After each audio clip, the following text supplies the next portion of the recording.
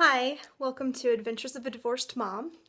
I haven't posted in quite a while because I've been going through a lot of stuff recently. A lot of stuff personally that has to do with or relate to just personal things. A lot of stuff that relates to my divorce, a lot of stuff that relates to my daughter, to business. It's just all across the board. They say when it rains, it pours, and yeah, that has been true for me for the past couple weeks. Most notably, the event that has happened is I decided to move back into my old house. When I divorced, my ex-husband got one house that we were planning on moving into shortly before we separated, and I got the house that we had been currently living in. So when we separated, I moved me and my daughter in with my parents right away, and then he lived at that house for a while, and then he moved into the new house. And so the old house had been vacant for a long time. And then last winter, the pipes burst, and the part of the living room and the dining room was ruined, and so we had to go through that whole ordeal with the insurance company and reconstructing and water mitigation and all that stuff. So it's been almost a year and nothing has really happened with the house. So my realtor and I were talking, and we thought that it would be best if we moved back in, because a lived-in house is easier to sell than a house that's not lived in.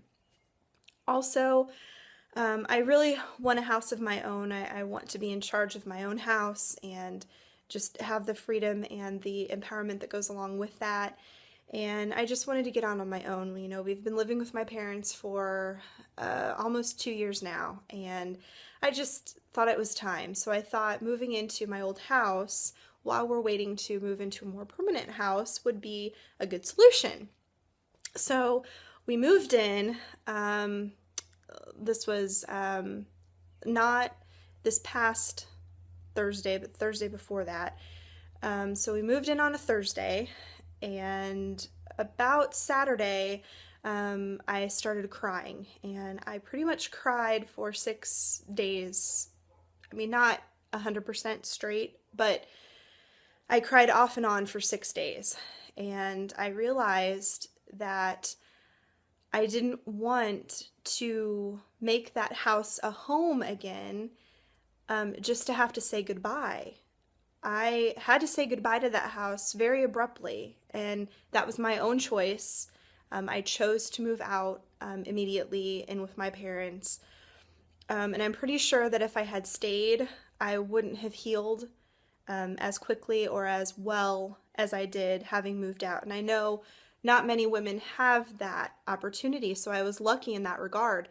But at the same time, you know, I had to say goodbye to a house very abruptly, and all the memories that were in that house. So moving back into that house, while it did feel good on some level, I shortly realized that, well, not shortly, it took me a whole week to realize why I was so upset. I didn't know why I was crying. I didn't know why I was so sad. I had been dreaming of, you know, moving out on my own, and here I was living on my own. Yeah, it was in my old house, but I was still on my own, and now I was sad about it. And finally I had a breakdown and called my mom and said, I can't do this anymore and I don't know why. And so we went out for breakfast, and then later that day I did some work to try to get my mind off of it. But then I went back to the old house to get some stuff because I knew at least we were going to be spending that night at least with my parents. And when I went back to the house, I was gathering up all my things, and I finally realized that what was causing me to be so upset was the fact that I didn't want to build this house into a home, that house into a home, only to have to say goodbye again. And it was going through that process of packing up a few things to stay at my parents' house. And it was on the same day of the week that I separated from my husband, that I left my husband. It was on a Wednesday night. So that was that was pretty powerful as well, that it was on the same day of the week. And so all of that kind of helped me realize that I didn't want to go through that pain again. So we are back with my parents now. The house is staged. I left most of my stuff there, my bed, my dresser, stuff like that. Some of my clothes are still hanging up in the closet to make it seem like somebody's living there. But I just can't live there. So all of this is to say that I learned a lot about emotions over the last week. I learned to acknowledge my emotions. I learned that emotions are information that our body gives us just like anything else. Where we get hungry because we need food. We get thirsty because we need drink. We get tired because we need sleep. We get angry because there's something that we need to deal with that's making us angry. We get sad because there's something we need to deal with that's making us sad. And I've realized the power of sitting in your emotion for a little bit. I'm not talking about wallowing in self-pity. I'm not talking about, deep-seated depression. Obviously, those types of things you need help with. But if you have an emotion, especially if it's one that you don't know where it came from, just sit in it for a while. Acknowledge it, maybe even name it, and then you can go through it. That's a really important task that a lot of people aren't encouraged to do, and they don't know how to do. A lot of people just cover up their emotion or deflect it or ignore it or try to busy themselves with something else because our emotions are sometimes very uncomfortable. It's easy to sit in an emotion of happiness or joy or love, but it's very difficult to sit and accept emotions like anger and sadness, loneliness, despair, hopelessness.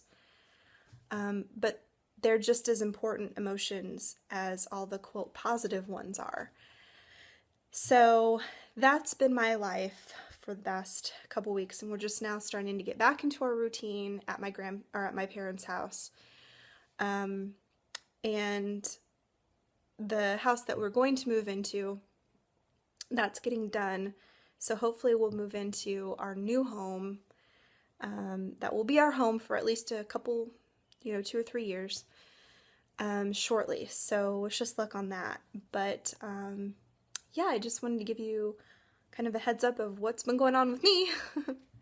So I hope you're having a great day, and I'll talk to you soon.